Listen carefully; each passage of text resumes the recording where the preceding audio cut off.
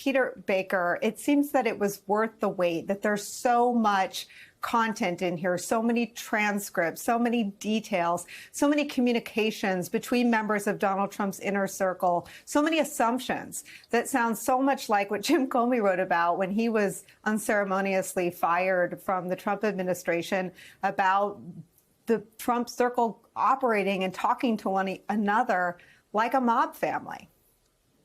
Well, I think that's exactly right, Nicole. This is the most, thorough accounting of what happened on that day and really the weeks that led up to that day, right? In other words, it wasn't just what happened on that day of violence, as horrifying as that was. It was what prompted it in the first place. What prompted in the first place, as this report documents very clearly, is a president who was willing to say anything, do anything in order to hold on to power. That's not something we've ever seen before in American history. And so I think it's so important to have a document like this, a document produced by a bipartisan committee, even though many Republicans, of course, have condemned it, that documents exactly what happened, how it happened, and where it started. And I think that this will go down in history as a thorough record that we'll all go back and look at when we want to try to figure out what happened and how our democracy got to this point. Well, and I think, Joyce, those are the big things in it, how our democracy got to this point. But there's also evidence of ongoing criminality. I mean, Donald Trump as a witness tamperer is a very prominent subplot. There's evidence that Cassidy Hutchinson, among others, was pressured after she was subpoenaed. The evidence of obstruction of justice from start to finish is really alarming. And that's the sort of thing that prosecutors take very seriously. You have to wonder how DOJ is digesting this. I would suspect that they are very happy to have all of the evidence and the transcripts, but they will not accept the committee's legal conclusions as their own. They'll read through the evidence and draw their own inferences and read their own conclusions about where the evidence is strong. But these incidents of trying to disrupt witness testimony, other incidents where there's an effort perhaps to not let evidence come to the table for investigators, these are very compelling reasons that DOJ would want to get in the mix here. You'll remember early on, Nicole, the Trump folks very often dismissed obstruction as a mere process crime, right? We heard that a lot during the Mueller investigation era. That's not how prosecutors look at this, and I think DOJ will find this to be very important. Joyce, is it a weird dynamic to be talking about what DOJ will do with this? I mean, is there any instance in which Congress is so far out in front of DOJ with a plethora of former DOJ officials doing the investigative work, in this case on the part of the 1-6 Select Committee, people like Tim Heaphy and others? It's odd, and in many ways it's instructive for the American people. If I'm still sitting at DOJ, I'm not really happy about this because, in essence, the case file is now public. We have all of the witness transcripts. Some more dropped this afternoon, including Georgia's Secretary of State, Brad Raffensperger. Everyone can read for themselves the testimony of these key people. And then we have the report, which is maybe a half prosecutive memo, this document prosecutors write before they indict, that includes possible charges and the evidence to support them, and part opening statement, the government's presentation of the way it expects the evidence to come in at trial and what it thinks it will be able to prove. So, yeah, absolutely. If you're at DOJ, you now have your entire case file exposed, and that's not necessarily a good thing. That means that possible defendants or other witnesses are able to see what you have. They may be able to conform their own stories in a way. It's not a good position for DOJ to be in. Clara, I think you gave voice to some of the early exasperation on the part of this role reversal, if you will, that, again, we don't know what we don't know. We don't know exactly where DOJ is. But we do know, we have some indication that the dramatic testimony of Cassidy Hutchinson, among others, was news to them, was novel and revelatory.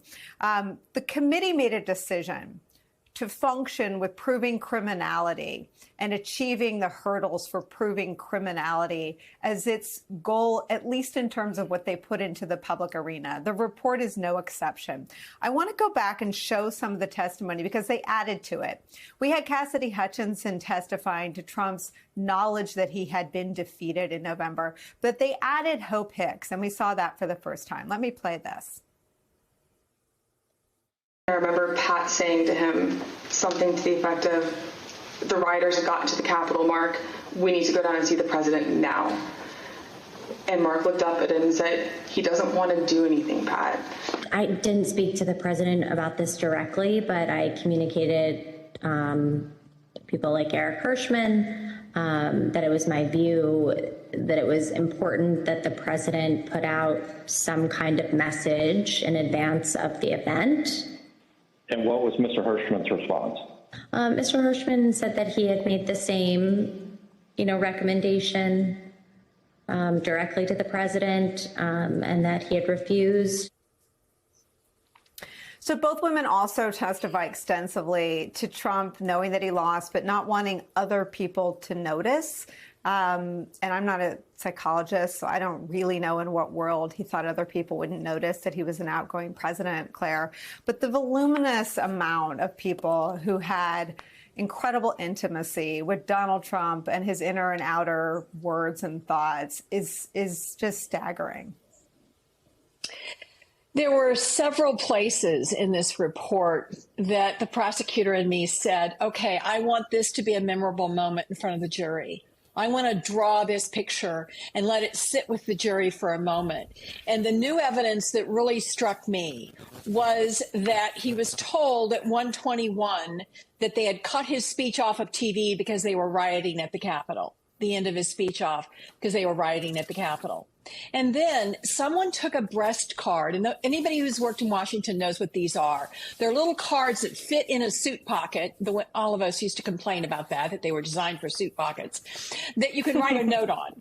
Someone wrote a note on one of those White House breast pockets, a card that said, civilian shot at house door, wounded in chest. And it was written out on a card, and there is a witness that says they saw that card sitting in front of the president at his private dining table at 2:44. 2:44. He knew someone had been shot in the Capitol, a civilian. And what did he do? He sat there for another 90 minutes before he ever said anything about sending people home. And everybody on that jury will know he had the power to do that. That is an incredibly powerful moment. And I don't think it had been laid out so clearly that he knew in real time that someone had been shot. And the evidence here is overwhelming. And by the way, if DOJ is upset about this, I get it, Joyce. I know they're probably upset, but all they got to do is look in the mirror. Does anybody believe that this committee had more resources in the Department of Justice? Does anybody believe they have more agents, investigators, lawyers in the Department of Justice? Is there any reason that the Department of Justice couldn't have done this in the same time frame or even sooner than the Select Committee? Of course they could have, but they didn't. So the only people they have to blame for being behind and having all the evidence public, which eventually the defense gets anyway before trial, is themselves. And I don't feel sorry for them. I'm glad it's all out there in the public because now the pressure is on them to do what they should do, and that's indict. Look, this is an uncomfortable part of the conversation, but a really important one. So I want to follow up with you, Claire. I mean, the committee decided, and it's clear in some of the New York Times reporting and the Great Washington Post reporting. It's clear in this unprecedented partnership between Speaker Nancy Pelosi and Liz Cheney. I mean, it's clear that what happened on this committee was a decision to, as you just said, with sort of duct tape and will try to function in lieu of DOJ. It is clear when you read this that that was the mandate they believed they had.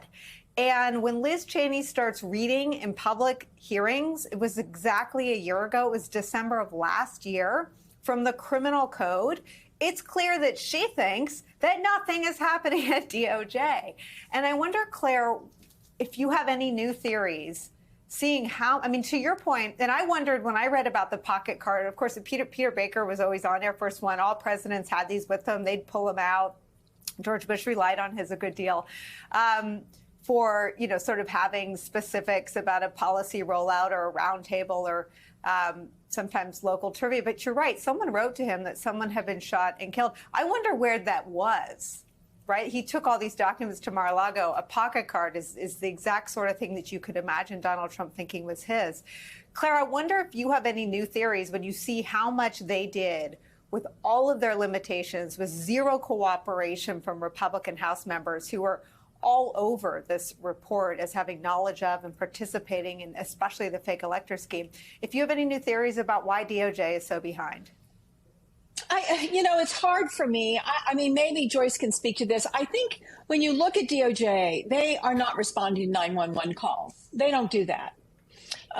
Speed is typically not at the top of their list. At the top of their list is be thorough.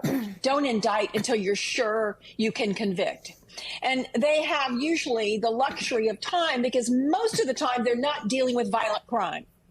Violent crime is typically dealt with at the state and local level. So what happens is they are used to going methodically and slowly and carefully.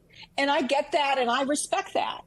But in this instance, I think the leadership at the Department of Justice was of two minds. Is it really so bad that we indict a president?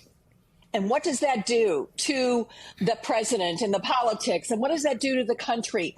And then on the other hand, there is evidence we have to get to. And of course, they did have a good excuse in that they had hundreds of people to go after on low-level crimes as it related to the riot itself. So I think what happened was that until Merrick Garland made up his mind to appoint the special counsel, I don't think he was lighting a fire under anyone. And the culture there is typically to go slow and thorough, not to go fast. Whereas this committee knew it had to go fast if it was going to get all of this evidence in and in front of the American people before potentially the Republicans took over the House.